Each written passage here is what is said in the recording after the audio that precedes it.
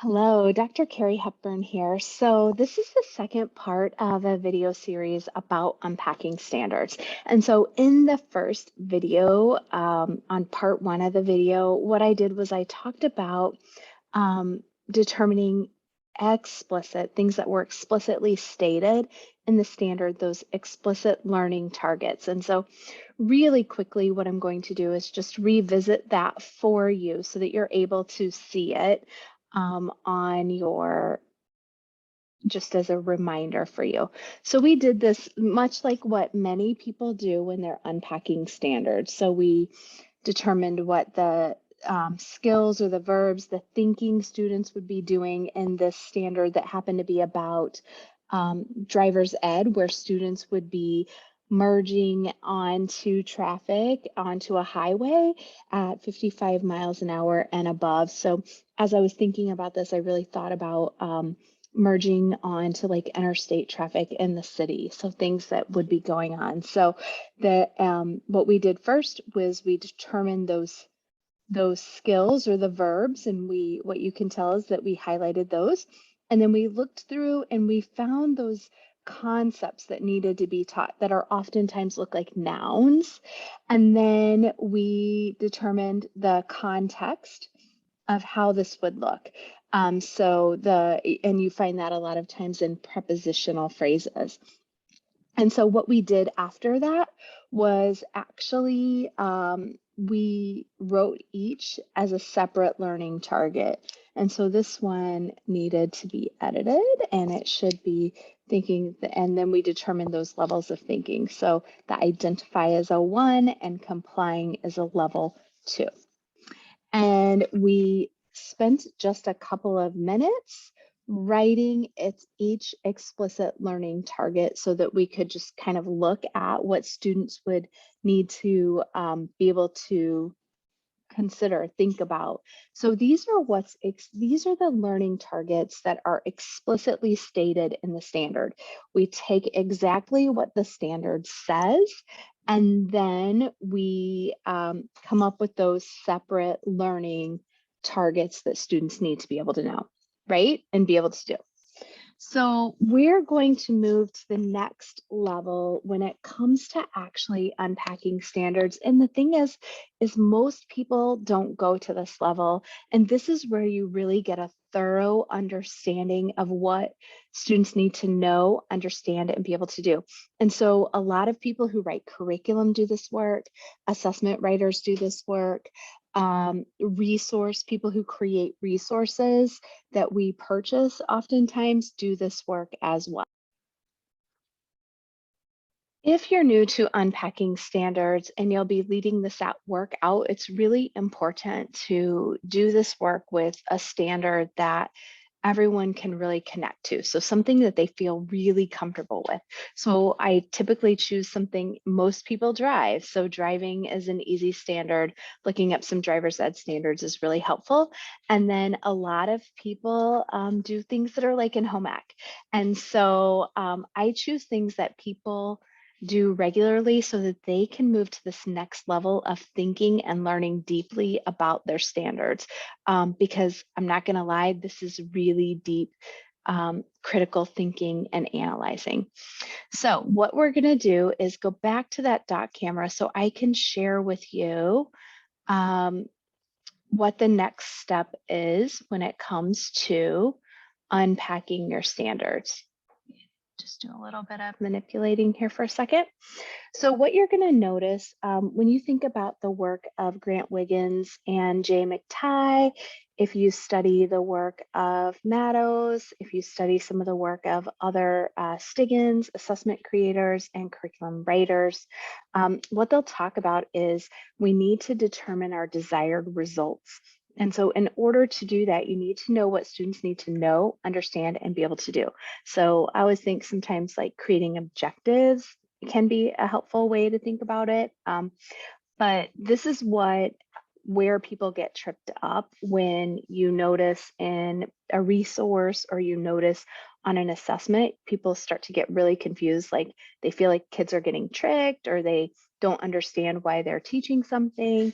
It's because we haven't really taken the time to truly unpack the standard and gain the knowledge of what the standard is asking from students.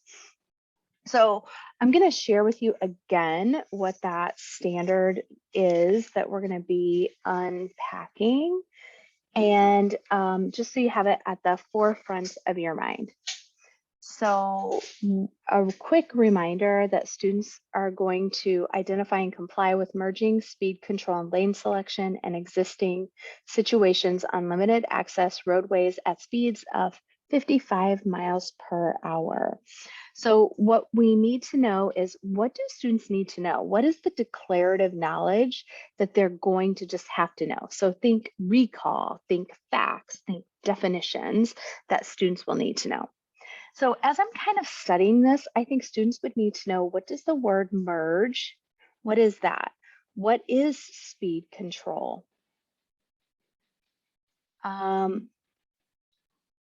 Maybe what are limited access roadways, right?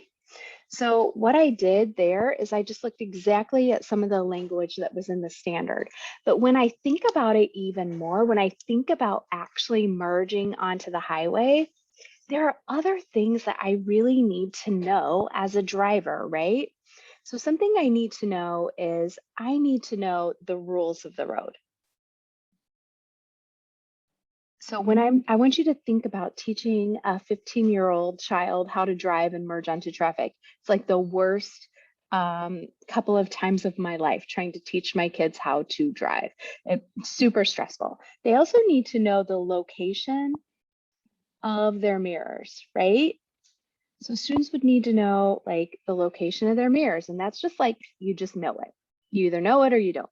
They need to know their turn signals, those turn signals, the location and how to use them, right? They need to know that there's like a vehicular body language. Okay. And so when I say that, like, you can know based on how a car like drives by you, you can tell somebody's being aggressive or passive. So students need to know that vehicles kind of like have their own body language, right? And then not only do vehicles, but also people and their usage of body language would be something else that you might need to know as a driver. Like this, like, come on, means a lot different than some of the other gestures that you might get as a driver. And then I think something else students need to know is, like, they might need to know where the gas pedal and then the brake. Okay. So this is not a comprehensive list. I'm just trying to go through and give you ideas of how this would look. All right. Then I think what's the next easiest thing is for me to think about, like, what would students need to be able to do? Okay. And I want us to think about like putting it all together, and not just like what the standard, but how this would look in an outside situation. So as I'm thinking about students putting this all together, and what I want them to do is, I want them to be able to safely merge on city highways. Okay. That's, and I really like the word safely. It just feels good to me, especially as a mom, right? I think too that students need to be able to drive defensively,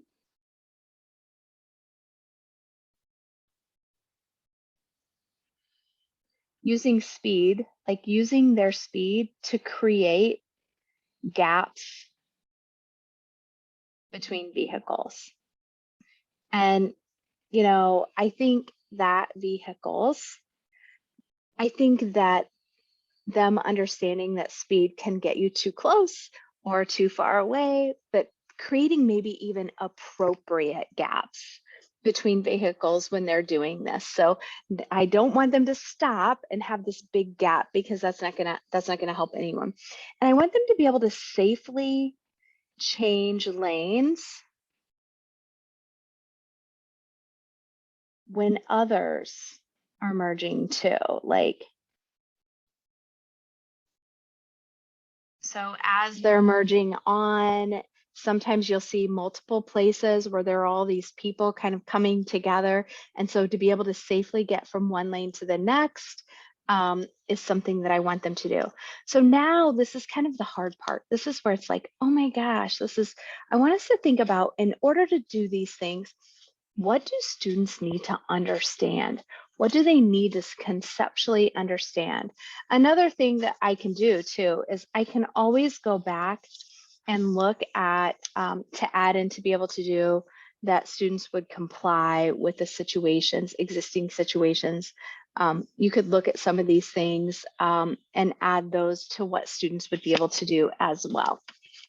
So now as I think about, I want students to be able to safely merge on a city highway. I want them to drive defensively using space between vehicles as a method that's appropriate. I want them to be able to safely change lanes when they're merging.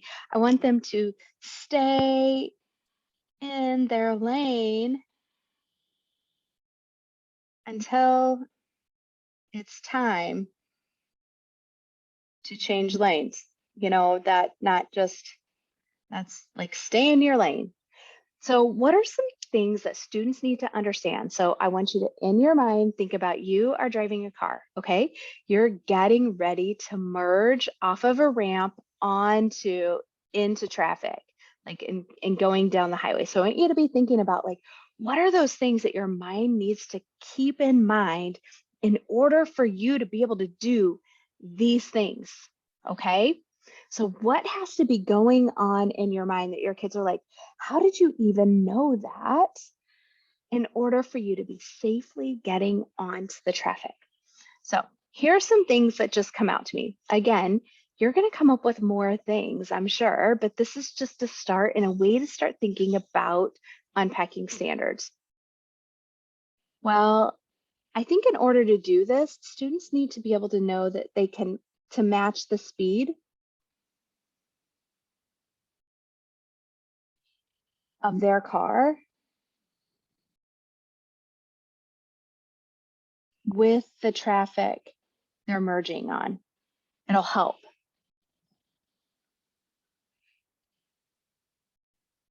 Right?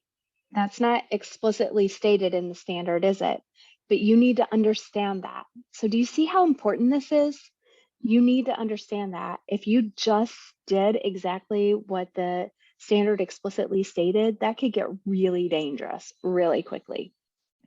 They also need to understand that they have to drive defensively.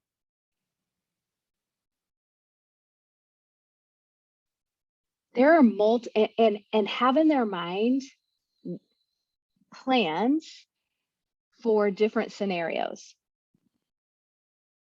Like if somebody gets in their way or somebody cuts them off or somebody, you have to think about all those different scenarios and how they're going to handle that. I also think that students need to understand that they can adjust and use their mirrors to see, around them.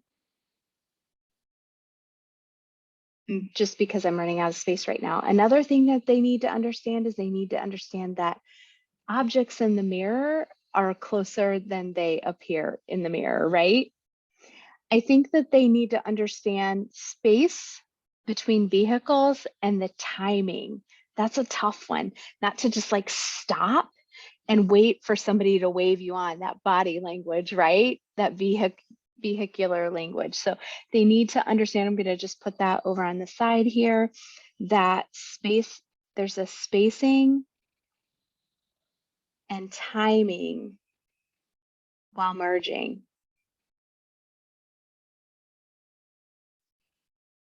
With vehicles. So just to quickly recap what we've done so far, the first thing that we did were we unpacked the standard, right? And we determined explicit learning targets. So each unpacking of the standard was an explicit learning target.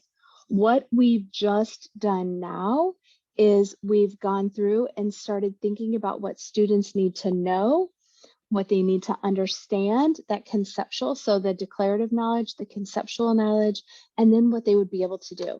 And so from that, I can start writing out implicit learning targets. So students will know the term merge. They could even identify, students would know speed control. Students would know limited access roadways. They would know vehicular body language, all of these things, right? And then students would be able to merge safely. They would be able to drive defensively. All of these would be written out implicitly so that you'll see down here, they would all be written out implicitly as implicit learning targets. And so this knowledge helps you really think thoroughly about how you're going to instruct and assess your students. And you're able to go through and think about, like, what do I have? Am I teaching it to this deep level? And when we come back in the next video, I'm going to show you how to take this and create a progression for what learning could look like, for what feedback could look like, just some ways that you could start thinking about, how in the world am I going to use this beyond not just for instruction or just for my teacher knowledge? What can I use all of this information for? I hope you found this helpful. Have a great day.